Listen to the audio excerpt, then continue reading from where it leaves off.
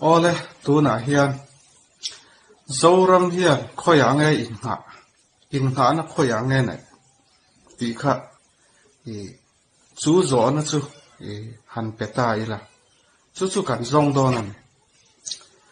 tu na hian lalpa kanin ngatem leile wan siam tu ne na kanin ngatem ti kha zo na han om se chun in ngate kan tiang ti chuanin Paul sang oma Presbyterian Baptist EKK chi sang UPC te mo Salvation te chu lo po tam takan lo hei ang ho rin dan chuan Christian sa khwana hi adika doctrine le ko sandana kanin kai ruai dan hi adika ni mai hei hi lalpa kanin hana chu ni ti kha an din dan ani ti chuan Paul chuak lama tanga kan soi ve thung chuan hei in nga na tla kani lawa chu wang chuan zol nei te thuwa zoram thara kanin hat turani ti kha Paul chuak lam in nga na ni chu in nga na ve ve ni ti chuan Christian lam kan soi chuan Christian sa khua chu kan soi to ang khan Iso Christo Greek ning Paul aten dan ti bang tu turata na vanlal fapa anva mo pu theina na vanlal fapa mingata na Iso Christo kha an phua chopani kan ti to kha chu wa chuan Hebrai te chandam tu mingatan Iso Christo Iso Christan ba phua chopa ti chuan dan ti bang tu a mang boka chu dan ti ban na Israel te ro puina ron theng tur dan le thu pek zom ngai na zong ti ban sak du na wanga an ron duan chua sa khuana ni kan ti to kha Christian chu wa chuan Daniel hafta chuan bo chen na ti kin angaya chu bo chen na ti kin angaya wang chuan Daniel hafta bo chen na ti kin ni aphang kim na tur chuan bo chen na zong kha ti kin pe kan ni to na wangin sabat bo chen na turata na setana duan Sunday hi ti bo ni do na he Sunday ti bo ni chuan Christian chu aral don aom to don lo he Christian sa khua fun khom tu hi Sunday ani ta he Sunday hi bo chuan Christian hi om to don achan chu vanlal fa pa ming kha Isua Christa ni lo Emmanuel Masian kan ti to kha ti chuan Luka khan Isayan Emmanuel aniyang ti kha Hebrai minga soi kha Greek mingin Isuai satura ni ti khan Luka khan aziak duyen chu wang chuan dan bo chian na ti kin na kan lut dona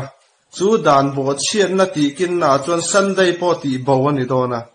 he Sunday ti bo ani chuan Christian chu aral don chu wang chuan he Christian hi chatuan dai ani lo lalpa mi te Ephraim kan lalan chualo wanga la om ve mai ni Christian hi kan ti to kha ti chuan Christian chu ti chuan da thatai la ti chuan Paul chuak lama kan lu tanga Paul chuak ina tam takina kanin ha na ber chu zoram tharani ti chuan chu zoram thar chu tu teng he soi kan ti chuanin kan zol nei ten ti chuan chu ta chuanin zoram thara ron lan da tur chu engtin nge a ron lan don tia kanin ha na ber chu kan soi ber China ni ta ni China ron liananga India ron he anga ti chuan zoram hi independent min pe ang ti kha Paul chuak zong ina in ha na ni thlat mai ma se chu kan chui chuan MNF ho khan ram nuain om lain China rama an han kala pui dilin India hel na na chu ti chuan China oma ti tokin lo tran pui ve a enga mo lo tran pui ve ang silai te po ti chuan an ron hota an ni ho du thu sam chu China hian min ron pui sela ron lian sela India hin he sela independent a min chua se ti kha an du thu sam ani ta ni ti chuan lal zona te ho kha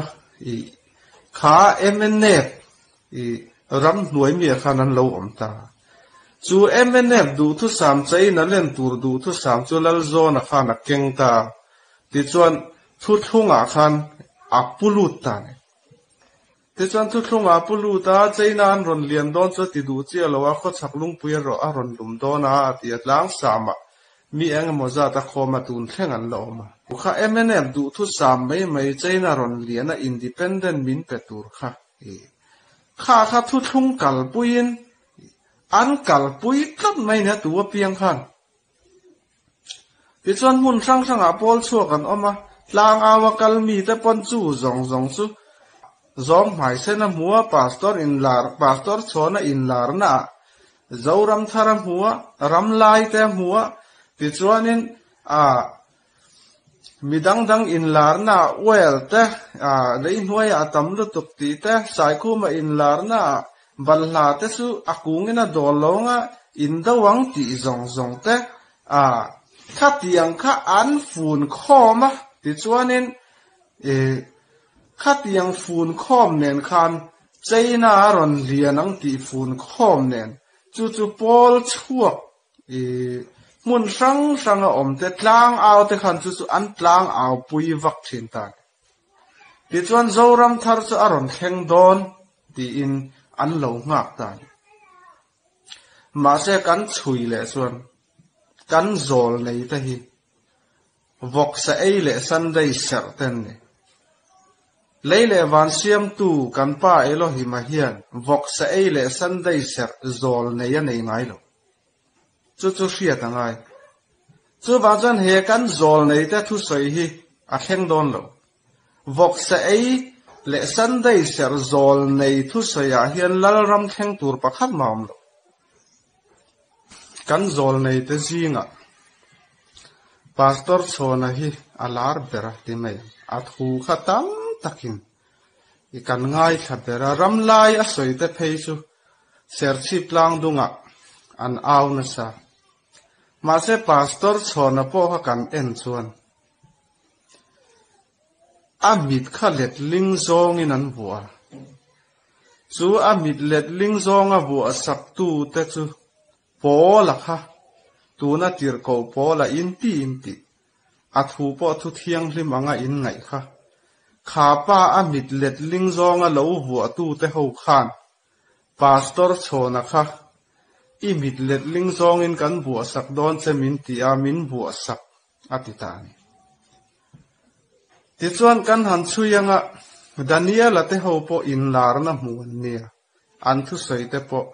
in larna dik tak an nia an mit kha let ling zong in bua sak tu manom ngai lo lalpa zol nei te reng po an mit kha let ling zong in bua sak an om ngai lo ani chuan nga tinge pastor chona kha amit let ling zong in an bua ti chuan ram huai an ni mai kha lalpa mi ten nil ti chuan amit let ling zong a bua tu te kha tu te nge an ni ti chuan pola bua sak tu an nia chu pola chu lalpa dan le thu pek do dal zong a zir tir tu lalpa dan le thu pek ngai poi mo lo zong a sa khua Christian phua chuak tu pa kha lo nia chu wang chuan pastor chona in larna te hi a thleng don lo ram huai hril lok na mai ni a chan chu amit kha pola mit let ling zong a bua tu te khan an bua sak tlat mai chu wang chuan he zo ram thar lal ram thar ti kan khel ho hi a thleng don lo a then chuan Krista lal ram an tia thu puana khan Krista lal ram ti na lo ziak sia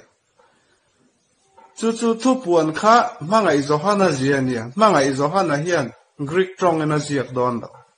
Hebrai na ziak don a Hebrai u naw te ta na athon ani a chiang em chu har mekadon po Hebrai mingania chu engwang e har mekadon ming kha Greek trong an le nuwa po an la da ti chuan Greek trong in alet fu lawang ti hlawin Hebraia har mekadon tia Hebrai trong nge ya mangai Johana azia lai mi kha an la da ramani chu wang chuan he Greek trong in an le awang khan ye khatiang te kha an lo thak ta ti chuan Mesia lalram Masia lalram ron thleng tu rakha Krista lal ramin an thaka tu na hian Krista lal ram chu thleng dei to lalpa fatir Ephraim aron in lek chua ma lo chuan Christian sa khua khala om ri tura da mai me chu wang chuan chen sania Christian sa khua na la om ri mai me a om je chu dan ti bang tu Isu Krista lal ram chu tun hi ni to khovela Christian an tam da he Kristo dan ti bang tu lal ram ne ron thleng to lon lo nuai chimi ani jok dona ti chuan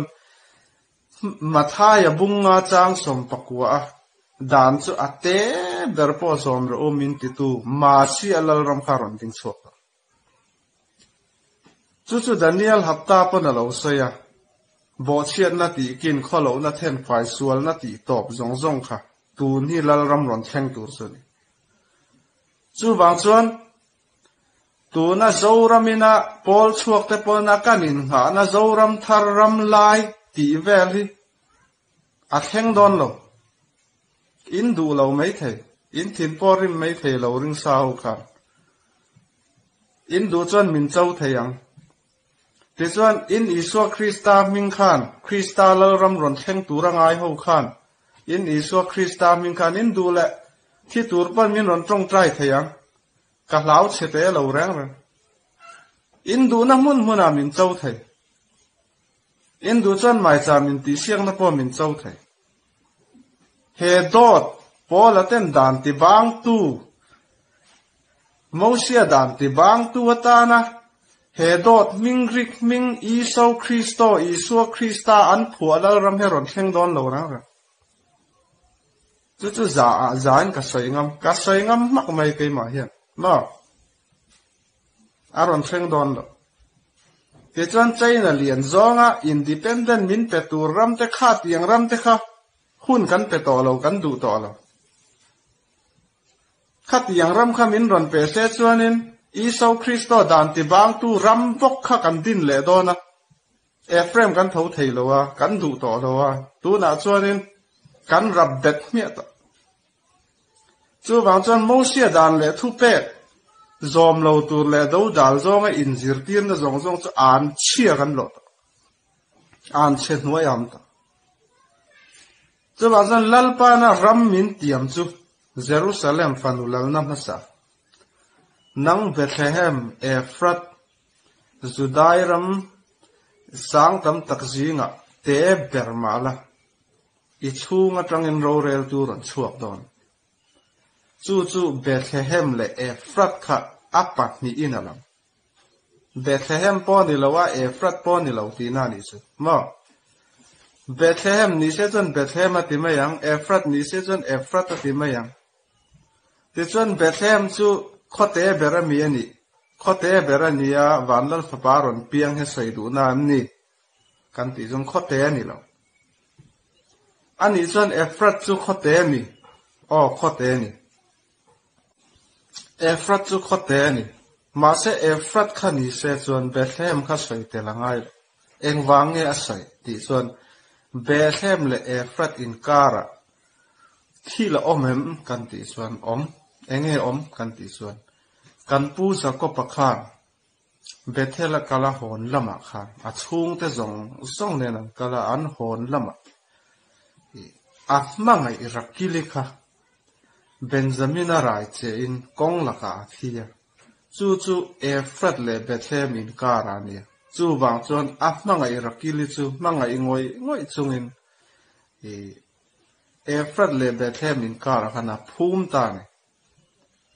tu na po athana oma ma se he kan pi rakili than hi juda te ho saran ngai saklo achan chu annu ani lo tian sia kan pi ni lo tian sia juda te sam tu na Jerusalem a po son an ngai saklo ma se chu mi muna chuan Jacob acha kir le don ti hi sa pho khian an sia tu na hian Jacob a beran apa phei chu ki pali nei mo kial chu mi mun che vela chuan tu na hian Jacob beram ki sa phun an bula Jacob ron le tur kha an nga ka ni tu na ma se kan pu Jacob chu than chunga oma athina rai to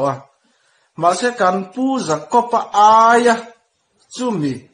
mangai rakili omna hmuna kir le tur chu Ephraim a fatir te kha kan kir do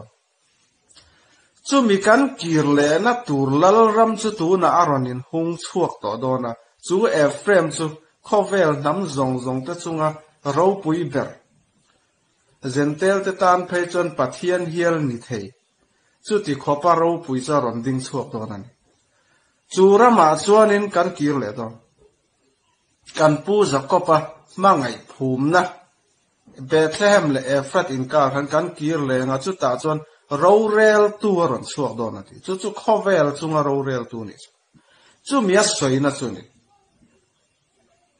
chu kan kha thiam lowa Christmas la te kan lo sa ve kha tiang khan ni chu a soi na ni chu bang chon mangai lo le ai fa juda te po an ro pui chuan mangai rakili fa te phei che eng ti khopin nge an ro puyang chu zakopa fatir mai ani lowa leile ban siam tu kan pa Elohim an Jeremiah bung som thum pakhata Ephraim chu ka fatir ani ti tai mai chu wangjon leile ban siam tu fatir ni bok zakopa fatir ni bok Ephraim le hun khan ma se chu Ephraim chuan alet theina tur kong chu engtin nge a in hai chua don ti chuan lalpa dan le thu pek kan pa Elohiman sinai tlanga Moses nena adan thu a pek zong te tanga kir le na tur chu in hai chuak turani chu wang chuan he Ephraim hian pola te phua chop dan ti ban na sa khwa Christian kha an ban sanangai he Isua Christo hi an no langai dan ti ban na hrim Ephraim hi chuan a do le tangai chu ta tang cheu chuan a ding chuak don tu na chuan Ephraim nam kir le tur hi zo fa te kan ni ti a chianga a chiana wangin he thu po hi kan keng bok chiang lo se he thu hi kan keng lo bang chu wa chuan he Ephraim kir le tura hian lalpa kan pa Elohima dan le thu pe kan lu angai chu a kong kir le na turam chunani chu mi a kir le tika chuan hun he to pang chu wang chuan dan le thu pe khi Ephraim tan apoi mo ani he mi tel lo jona kir the ma se chu Ephraim tha in ti te zo nam tha a te chuanin kan du kan eya voksa le sabot lo reng te kan eya kan zol nei te po voksa e le Sunday ser liran nia kan speaker tha le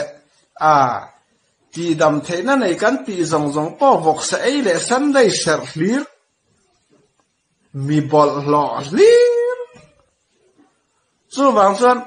rakili kan pi rakili ne na ro pui taka kir le tur hi kan har sat mai ma se tu na hian adu te chu kan kir to don kan ron ding chuak don lalpan chu mi kir turin min po chu atum